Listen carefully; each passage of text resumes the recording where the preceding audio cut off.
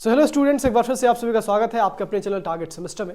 उम्मीद करते हैं कि आप सभी लोग काफ़ी बेहतर होंगे और फाइनेंस एंड बैंकिंग की तैयारी काफ़ी अच्छे तरीके से कर रहे होंगे। इससे पहले आपको एक लाइव क्लास प्रोवाइड की गई थी जिसमें आपको 30 क्वेश्चंस कराए गए थे। चूंकि संख्या काफ़ी कम थी, हमारा टारगेट था कम से कम 50 से 60 क्वेश्चंस कराने की, लेकिन आपकी एनर्जी, आपकी संख्या से ऐसा लग रहा था कि आप लोग काफ़ी इंटरेस्टेड नहीं है।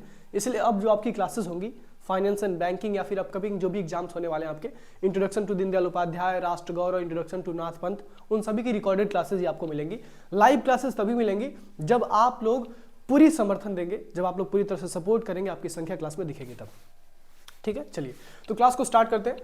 सबसे पहला क्वेश्चन है question number 31, which is the biggest private sector bank in India, यानी भारत में निजी क्षेत्र का सबसे बड़ा बैंक कौन सा है। तो हमने आपको ऑलरेडी बताया है कि जब भी हम इंडिया में बिगेस्ट पब्लिक सेक्टर बैंक की बात करते हैं तो एसबीआई है, और यदि हम बिगेस्ट प्राइवेट सेक्टर बैंक की बात करते हैं तो एचडीएफसी है। क्या है? बिगेस्ट प्राइवेट सेक्टर बैंक आपका एचडीएफसी है, और एचडीएफसी का फुल फॉर्म क्या है? Housing development and finance corporation of India. क्या है full form? Housing development and finance corporation of India, याद रखिएगा। चलिए आगे बात करते हैं क्वेश्चन नंबर 32 की, when was yes bank setup in India. India में यस बैंक की स्थापना कब हुई थी?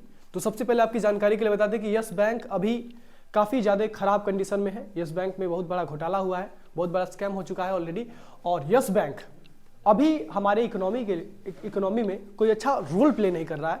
लेकिन फिर भी क्वेश्चन ये पूछा गया कि यस बैंक सेटअप कब हुआ था, यस बैंक को स्टेब्लिश कब किया गया था, किस सन में किया गया था। तो यस बैंक जो था आपका, उसको स्टेब्लिश किया गया था 2004 में, यानी 2004 में। ठीक है, तो इसका ऑप्शन सी हो जाएगा। यस बैंक की स्थापना 2004 में हुई थी। चलिए आगे बात करते हैं क्वेश्चन नंबर 33 की, where is the headquarter of Federal Bank located, यानी फेडरल बैंक का जो हेडक्वार्टर है, उसका जो मुख्यालय है वो कहाँ है। तो फेडरल बैंक का जो हेडक्वार्टर है वो केरला में है। कहाँ है दोस्तों? फेडरल बैंक का जो हेडक्वार्टर है वो केरला में है, यानी केरल में है। चलिए आगे बात करते हैं क्वेश्चन नंबर 34 की, when was HDFC bank established. HDFC यानी housing development finance corporation of India, इस बैंक का एस्टेब्लिशमेंट, इस बैंक की स्थापना किस सन में हुई थी। तो अगर हम बात करते हैं एचडीएफसी बैंक की, तो एचडीएफसी बैंक की जो स्थापना हुई थी वो 1994 में हुई थी, 1994 में हुई थी। चलिए आगे बात करते हैं क्वेश्चन नंबर 35 की, which of these banks was earlier known as UTI bank. इसमें से कौन सा ऐसा बैंक है जिसको पहले यूटीआई बैंक कहा जाता था। यूटीआई का फुल फॉर्म क्या है? Unit trust of India. तो इसमें से कौन सा ऐसा बैंक है जो unit trust of India bank के नाम से जाना जाता था। ऑप्शंस आपके सामने हैं, IndusInd bank, yes bank, ICICI bank, axis bank. Hindi में इनमें से किस बैंक को पहले यूटीआई बैंक के नाम से जाना जाता था? IndusInd bank, yes bank, ICICI bank and axis bank. तो अगर हम बात करते हैं यूटीआई बैंक की, तो यूटीआई बैंक को पहले हम लोग एक्सिस बैंक के नाम से जानते थे, और एक्सिस बैंक का जो नाम है वो चेंज करके, सॉरी, यूटीआई बैंक का जो नाम है वो चेंज करके अब एक्सिस बैंक कर दिया गया है। यानी एक्सिस बैंक को पहले यूटीआई बैंक कहा जाता था और अब इसका नाम बदल के इसका एक्सिस बैंक में कन्वर्ट कर दिया गया है। चलिए आगे बात करते हैं क्वेश्चन नंबर 36 की, in case of dash banking several banking join together, banking units join together to meet the credit needs of large borrowers. कौन सा ऐसा बैंकिंग सिस्टम होता है जिसमें बहुत सारे बैंक्स आपस में मिलते हैं ताकि वो जो बड़े बड़े बोरोवर्स होते हैं उनकी नीड्स को पूरा कर सके। ध्यान से क्वेश्चन को समझिएगा, कौन सा ऐसा बैंकिंग सिस्टम होता है जिसमें बहुत सारे बड़े बड़े बैंक्स आपस में मिलते हैं ताकि जो बड़े बड़े बोरोवर्स हैं, जो बड़े बड़े कर्ज लेने वाले लोग हैं, उनकी जरूरतों को, उनकी नीड्स को पूरा किया जा सके। उस बैंकिंग सिस्टम को हम क्या कहते हैं? ऑप्शन है आपके पास कमर्शियल बैंकिंग, ऑप्शन है आपके पास consortium banking and joint banking. तो बताइए इसका आंसर क्या होगा? तो इसका आंसर होगा कंसोर्टियम बैंकिंग। क्या होता है? कंसोर्टियम बैंकिंग, यानी कंसोर्टियम बैंकिंग के माध्यम से जो दो बैंक्स होते हैं वो आपस में मिलते हैं ताकि जो बड़े बड़े बोरोवर्स हैं, जो बड़े बड़े उधारकर्ता हैं, उनको लोन्स दिया जा सके, उनको पैसा दिया जा सके जो भी उनको जरूरत है। चलिए 37 की बात करते हैं, example of foreign bank is. तो हमने आपको ऑलरेडी बताया है फॉरेन बैंक किसे कहते हैं। तो फॉरेन बैंक यानी ऐसा बैंक जो फॉरेन कंट्री में जिसका हेड ऑफिस है और इंडिया में वो ऑपरेट कर रहा है, उसे हम फॉरेन बैंक कहते हैं। तो इंडिया में जो आपका सिटी बैंक है वो फॉरेन बैंक के रूप में। आपने I think scam 1992 web series देखा होगा, स्कैम 1992 वेब सीरीज देखा होगा, उसमें आपने इस बैंक का नाम सुना होगा, सिटी बैंक। सिटी बैंक पहले हमारे देश के स्टॉक मार्केट पे काफ़ी अच्छे से राज करता था, लेकिन बाद में हर्षद मेहता ने सिटी बैंक की जो मोनोपोली थी उसको खत्म करके और अपनी मोनोपोली चलाने की कोशिश की, और उसके बाद से उसका स्कैम पूरा डिस्क्लोज हुआ, सबके सामने आ गया। तो आपका जो ये सिटी बैंक है ये एक फॉरेन बैंक का एग्जांपल है, एक विदेशी बैंक का उदाहरण है। चलिए 38 की बात करते हैं। बैंक ऑफ बड़ौदा किसका एग्जांपल है? तो बैंक ऑफ बड़ौदा हमने आपको बताया ऑलरेडी, बैंक ऑफ बड़ौदा एक पब्लिक सेक्टर बैंक है जिसके लार्जेस्ट नंबर ऑफ ब्रांचेस हैं वर्ल्ड में। ये भी याद रखिएगा, जो बैंक ऑफ बड़ौदा है ये एक ऐसा पब्लिक सेक्टर बैंक है, क्या है? बैंक ऑफ बड़ौदा एक ऐसा पब्लिक सेक्टर बैंक है जिसके सबसे ज्यादा ब्रांचेस हैं फॉरेन कंट्रीज में। अगर क्वेश्चन एग्जाम में पूछा जाता है कि कौन सा ऐसा बैंक है जिसके सबसे ज्यादा ब्रांचेस हैं फॉरेन कंट्री में, तो वो है बैंक ऑफ बड़ौदा। और बैंक ऑफ बड़ौदा है क्या? तो बैंक ऑफ बड़ौदा एक पब्लिक सेक्टर बैंक है, यानी बैंक ऑफ बड़ौदा एक पीएसबी है। पीएसबी यानी पब्लिक सेक्टर बैंक है। चलिए तो इसका ऑप्शन हो जाएगा सी, मतलब जो आपका बैंक ऑफ बड़ौदा है वो एक सार्वजनिक क्षेत्र का बैंक है। आगे बात करते हैं क्वेश्चन नंबर 39 की। Federal bank is a, federal bank कौन सा बैंक है? तो हमने आपको बताया था इसके पहले कि फेडरल बैंक का जो हेड ऑफिस है, इसका जो हेडक्वार्टर है वो केरल में है। क्वेश्चन यहाँ पे ये पूछा गया कि फेडरल बैंक कौन सा बैंक है? ऑप्शन है आपके पास private sector bank, foreign bank या फिर पब्लिक सेक्टर बैंक। तो आपका जो फेडरल बैंक है it is a private sector bank. याद रखिएगा दोस्तों, आपका जो फेडरल बैंक है एक प्राइवेट सेक्टर बैंक है और इसका जो हेड ऑफिस है, इसका जो हेडक्वार्टर है, इसका जो मुख्यालय है वो कहाँ है? वो केरला में है। चलिए तो याद रखिएगा, फेडरल बैंक एक प्राइवेट सेक्टर बैंक है और उसका हेड ऑफिस केरला में है। चलिए 40 की बात करते हैं। IBRD is also known as. तो मैं आपको सबसे पहले बताना चाहूंगा कि आईबीआरडी का फुल फॉर्म क्या होता है। आईबीआरडी का फुल फॉर्म होता है इंटरनेशनल बैंक, ध्यान से, international bank for reconstruction and development. International bank for reconstruction and development. I think आपने क्लास 10th में और क्लास 9th में वर्ल्ड वॉर के बारे में जरूर पढ़ा होगा। आपने ये जरूर पढ़ा होगा कि 1914 से 1918 तक वर्ल्ड वॉर फर्स्ट यानी प्रथम विश्व युद्ध हुआ था और 1939 से 1945 के बीच जो आपका सेकेंड वर्ल्ड वॉर था, जो आपका द्वितीय विश्व युद्ध था, वो हुआ था।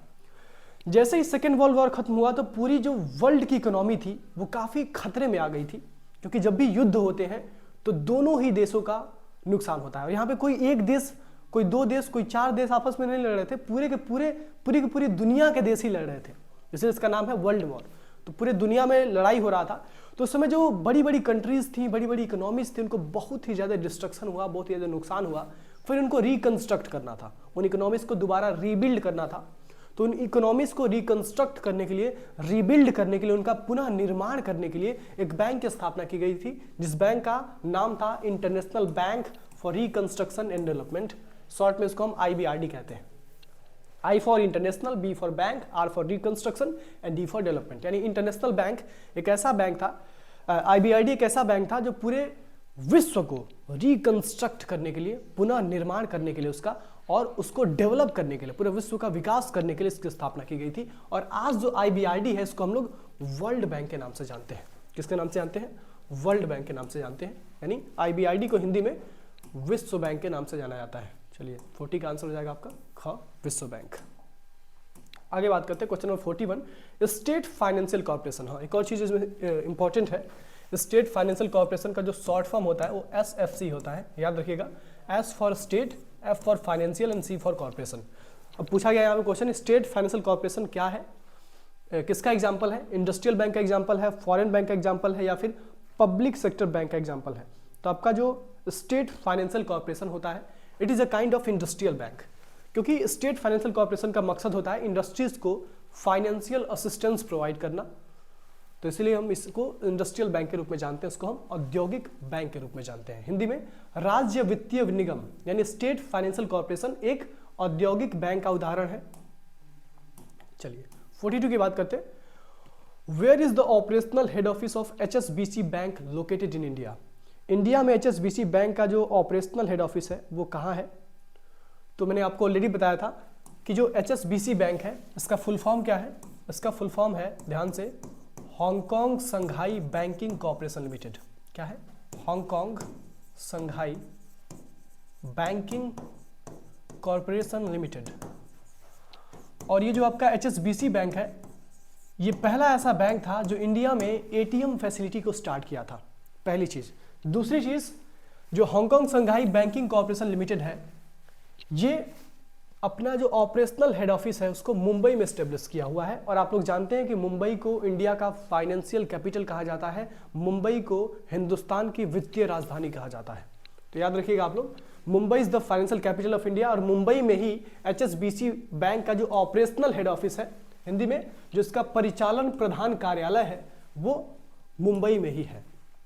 और HSBC का फुल फॉर्म आपको बता दिया, Hong Kong Shanghai banking corporation limited. ये भी याद रखना है कि HSBC बैंक ही ऐसा बैंक था जो सबसे पहली दफा इंडिया में ATM फैसिलिटी को स्टार्ट किया था। किस शहर में स्टार्ट किया था? तो मुंबई में ही स्टार्ट किया था। चलिए 43 की बात करते हैं।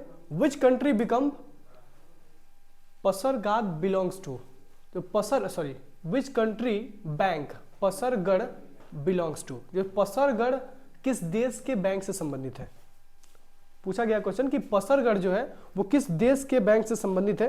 तो आपका जो पसरगढ़ है, पसरगढ़ बैंक है, ये ईरान देश से संबंधित है। ये क्वेश्चन थोड़ा सा अटपटा सा है।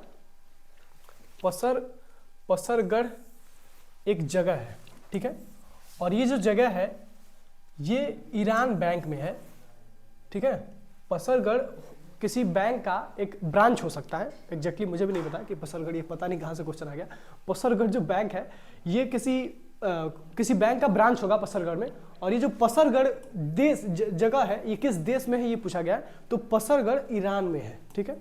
इसका ऑप्शन ए हो जाएगा, ईरान। चलिए, मुझे नहीं लगता पर्सनली क्वेश्चन इंपॉर्टेंट है, बाकी फिर भी देख लीजिए आप लोग, कोई दिक्कत नहीं है। चलिए ये दोनों क्वेश्चन छोड़ते हैं, ये कोई काम का नहीं है उतना। विच कंट्री वूरी बैंक, चलिए उसको भी डिस्कस कर लेते हैं 44 को। Which country Woori bank belongs to, Woori bank किस देश से संबंधित है? साउथ कोरिया, कनाडा, इंडोनेशिया या USA?